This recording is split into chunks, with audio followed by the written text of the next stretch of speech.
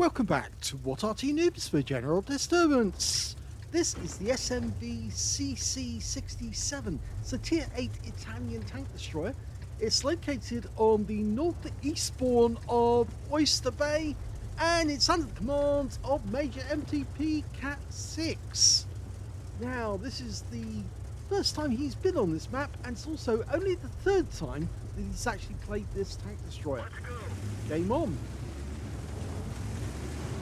Well, we can see straight away that he's actually got the top gun, which is the 120mm gun, capable of 400 output, penetrating 226mm with standard AP, and with the premium rounds that goes up to 300.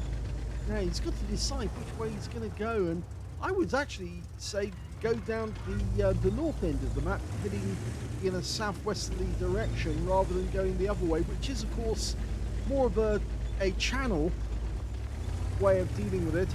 We've had some Arty players actually try to go a little further south, or at least to go to the east side to actually shoot at the enemy coming down the channels.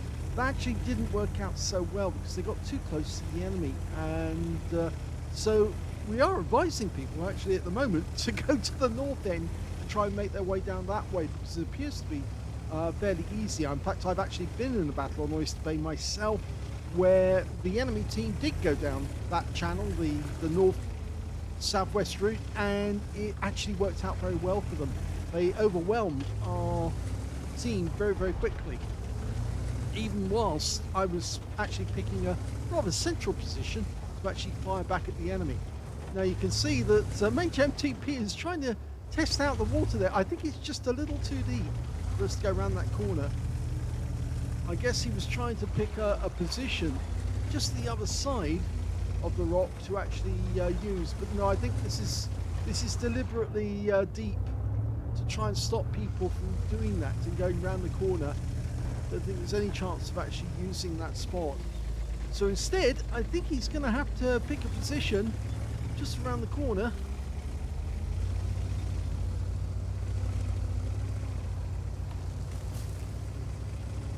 Now the SMV CC-67 is, well, it's not the figment of everyone's imagination, because it did actually exist in the design phase, but they never actually got beyond that. It was discontinued at development.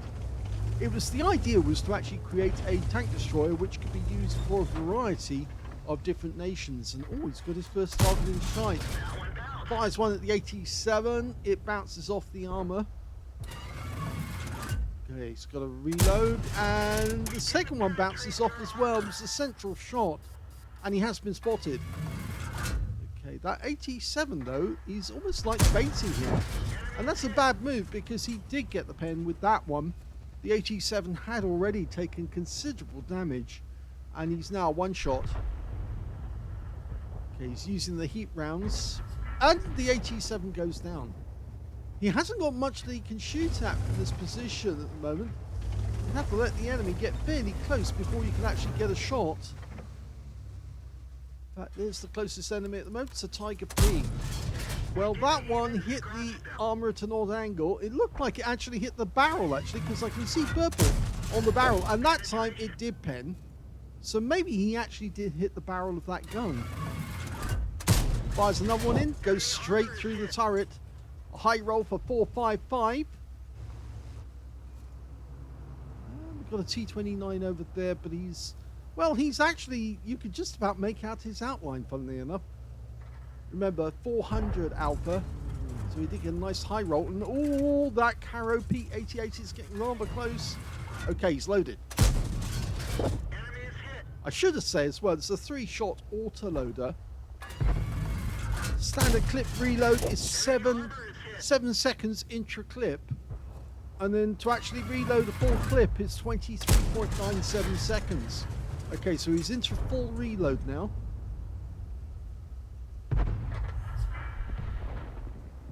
We've lost sight of the T-29. He went down to our Chieftain T-95. You can see the guys who actually went the north route who actually hasn't done that well on this game. There's that Caro again. we really haven't got a shot because the T-29 is going to get in the way. But he actually gets wiped out, so now we do have to watch out because he was taken out by a Skoda T-56, and we can't see that guy. So he could see us, but we could not see him. There's the Tiger. There's the Caro. But where is that Skoda? That's a good question.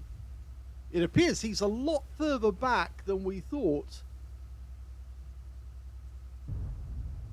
In order to get at these guys, we actually have to go down one of the corridors. At least we have to go down, go over to our right, go around the edge, and then get through a pass, which is where that T-29 went. Unfortunately, he went through and he got taken out. So at this moment, oh, and the Striv makes his presence known. Now that's mainly down to the fact that Major MTP didn't move from his position. So he became fairly obvious. And I think the enemy did manage to sneak somebody through that. Did they sneak between the paths? No, actually it's because he just kept firing from the same spot and he got seen. And so they fired in blindly. And yes, it's happened to him again. There's a Striv over on that other island to our left. And he just keeps firing rounds in every now and then to see if we're there. Now, as this is the first time we've actually had a replay from this particular tank destroyer, we will do the armor profile afterwards so you can actually see where the armor is on it. But he's actually showing his weak armor at the moment, which is basically the side armor. And ideally you want them to hit the front. Now that Striv is probably still over on that island, and you can see he's actually choosing to go around in such a way that minimises the Striv's chance of actually getting a shot on target. He's probably outside view range now, and he's got the ground in his favour. The enemy are actually getting rather close to our cap area. We've got a Renegade, and he's chasing a Super Hellcat who's coming round. We'll see him very shortly. So we're going to go face to face with a Renegade.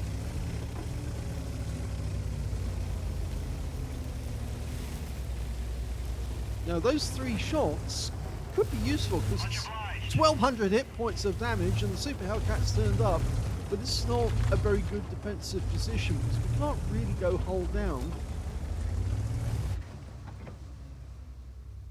Okay, the Challenger's getting close and he goes down with 1 shot. Okay, he's only got 1 shot left in the mag, so he could do the reload now. And unfortunately, an enemy Scorpion has turned up. It's a little way off. He has spotted us. We ought to reload and back away and reload. But there's the Renegade. He's already turned up, and we've only got 1 shell to give him. He's trying to get into our cap. He's in the cap area. Okay, 1 shell in his lower plate. That actually pumps it through the side. He tracks the guy. But now we're in full reload. It would have been better actually if he'd just dropped back, reloaded, and then pushed forward, because he would have been able to take out the Renegade. Potentially, well, not take him out, but at least badly damage him. He's going to pump those shells into the Renegade's lower plate. Staying in sniper mode. Oh, and he's being hit from behind now by an Indian Panzer who sneaked up behind him. And he's got his 90mm, yeah, that didn't work out so well. It's 3 versus 4 now, and the enemy has position. The Super Hellcat's still around. It might have been better if he'd actually been able to reload, pull back, get 3 shells in, then deal with the Renegade afterwards.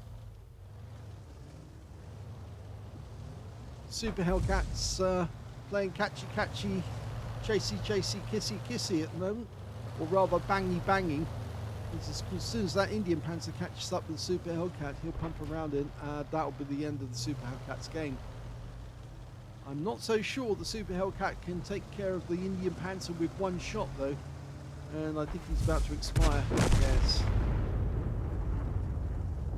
Okay, so not going so well at the moment. We've only got Tiger P and a Chieftain.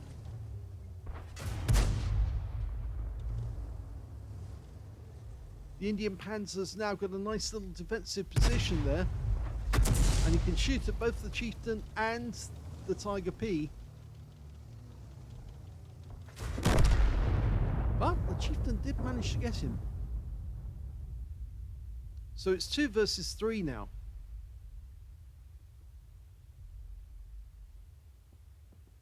Sadly, we're not following the action. Again, we normally like to see what's actually going on. And so we'll try and follow the action manually with free camera. A bit closer to see what's going on. I think the Tiger Piece, yes, he's gone. That's Skoda. And he's headed towards the cap area around the pass. Now, if we go over the top here,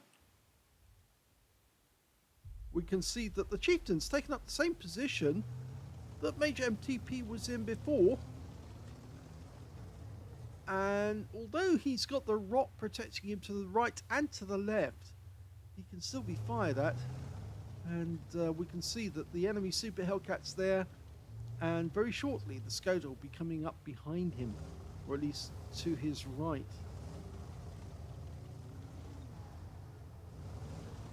So, yes, this could become rather awkward very quickly.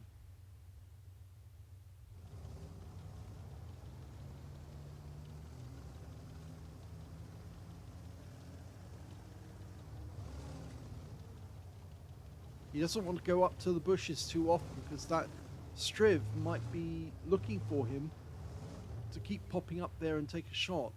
He's still got a lot of hit points, but remember, with a Skoda, he can take out just 2 shots. He can take over 1,000. And yes, the Chieftain is taking damage.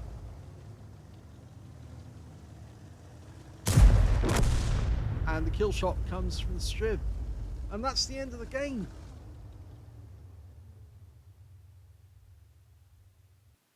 Well, sadly, that was a losing game for Major MTP Cat 6 in the SMV CC-67. Only the 3rd game he's played in the vehicle, though. And he also managed to get a sharpshooter for getting 10 or more consecutive shots on the enemy, as well as a fire effect for doing more damage than hit points for his own vehicle. His win rate in the game was quite high, 3,534. But sadly, he just couldn't get enough shots on the enemy to actually capitalize on that and get a win. If we look at the team score, we can see that he actually got the 4th highest damage in the game. The highest scorer was the Striv S1, who got a high caliber for 3,640 hit points. 2nd highest damage went to the Tiger P on our team with 3,287. 3rd highest damage turned out to be the Skoda T56 with 3,052. And in 4th place, Major MTP Cat 6 got 3,025. So only 4 players managed to get over 3,000 hit points, and Major MTP was one of them. When it came to kills, it was the Chieftain who shared the top spot with the Skoda T56 and the Indian Panzer. They both got 4 kills as well. And 2 kills went to the Tiger P and also to the Striv S1 on the enemy team. I'm afraid Major MTP only got the 1 kill in that game.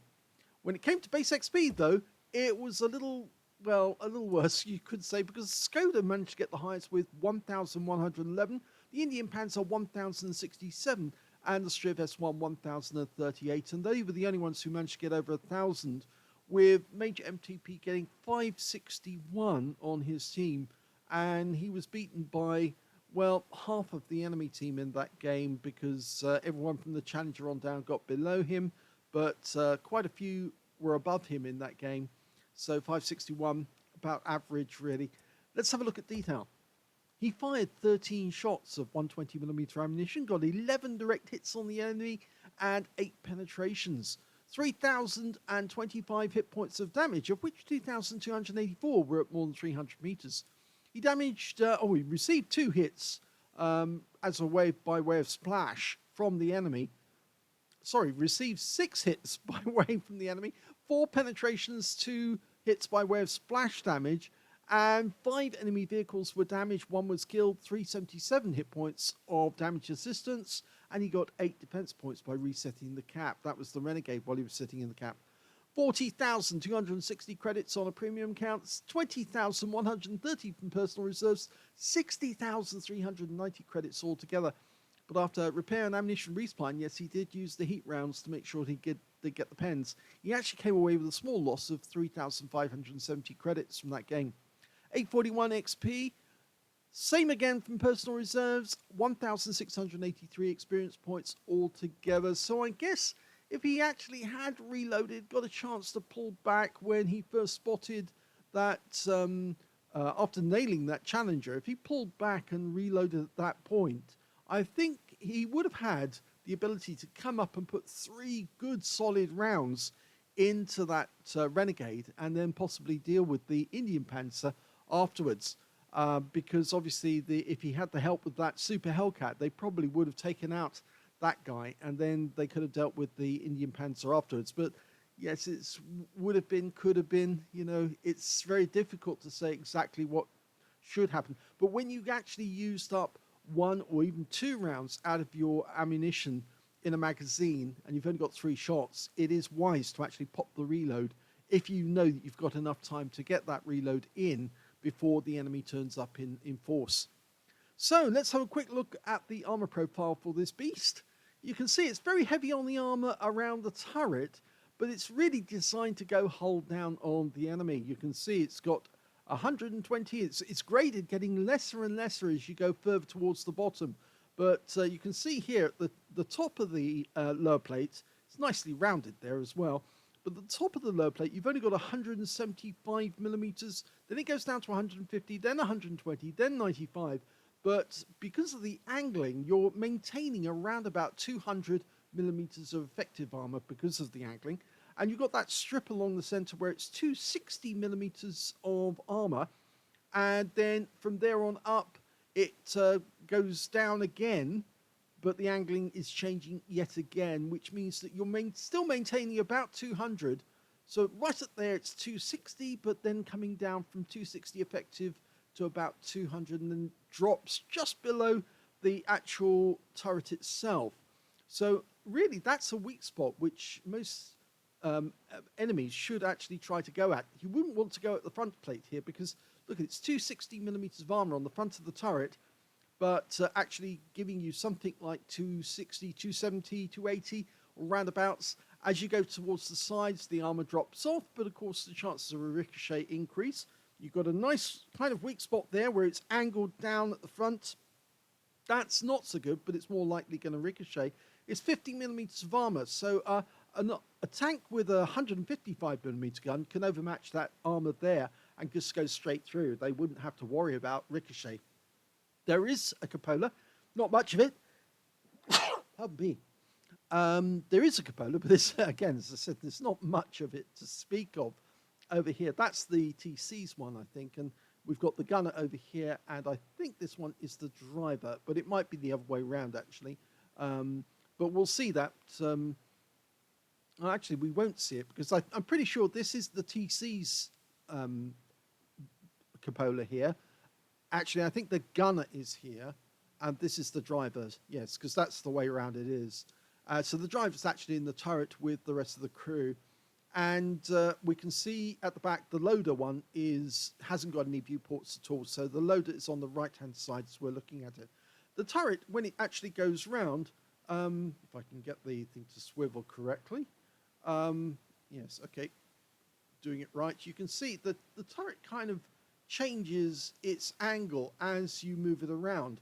But if I leave it as it was at the start there, where it's looking straight forward, and if we look at the size first to actually get the dimensions, 60 millimeters here, 60 millimeters there, 60 millimeters there. The roof is only 30 millimeters. You should be able to pen this with Arty. But if we're actually looking at the armor from the live perspective, you can see that, yes, there's that weak spot here, which I said just underneath the turret. The lower plate and the upper plate really is questionable whether you actually get any advantage. You can see when it's angled slightly, you actually are benefiting. And if the tank is actually looking directly at you at a slight angle, you've got quite a strong tank, except for some various weak spots which have appeared, which are here and here. So again, you would be aiming just underneath the gun, or you'd be trying to overmatch the roof. And likewise, the sides are very penetrable. For anyone with a 120mm, they'll just go straight through. So ideally, you want to keep this thing facing the enemy, so front end to the enemy.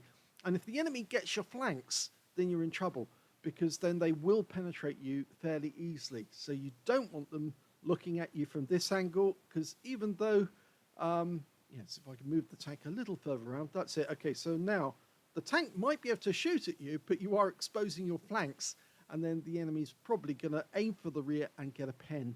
So ideally, you want to keep the enemy just slightly within the angle, if I can get it right, there we go, so that you're actually slightly angled, but benefiting from the frontal armor, but not letting the enemy get any shots into your rear. So you only want to be at 18 degrees either side of the center line to actually take advantage of the angling. Okay, when it comes to the modules, Wargaming still haven't supplied any, so we don't know where everything is. All we can tell is the engine is in the rear of the vehicle, obviously. We know that the TC is more than likely going to be under this place here because of the number of viewports, that the gunner is going to be under this area because he's got a gunner's sight there, and that this is more than likely going to be the driver, so you can see through the driver's ports in different directions. So, yes, and we know that the loader should be under this way because it's